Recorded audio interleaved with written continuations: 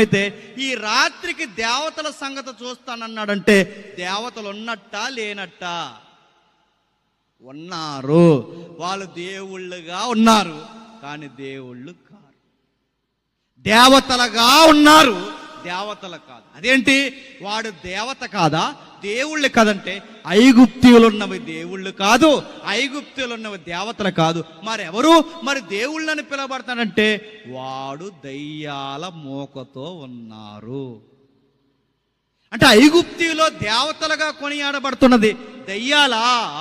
దయ్యాలే. అదేంటండి అలా ఎలా చెప్పగలరంటే దయ్యంగా వస్తే మనుషులు మొక్కుతారా? ఎన్టీ రామారావు గారు తెలుసుగా, సీనియర్ ఎన్టీ రామారావు గారు. ఆ పెద్దోళ్ళు తెలుస్తుంది.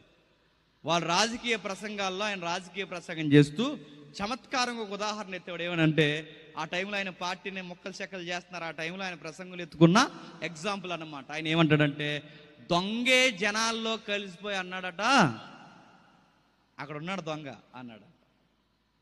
దొంగోడే జనాల్లో కలిసిపోయి అడుగో దొంగ అంటే ఇక దొంగ ఎవడండి? దయ్యం ఎలా వచ్చిందో తెలుసా? నేను దయ్యాన్నని రాలేదట, మరి ఐగుప్తిలో దేవతలుగా దేవుళ్ళుగా తెస్తేసి కూర్చుంది.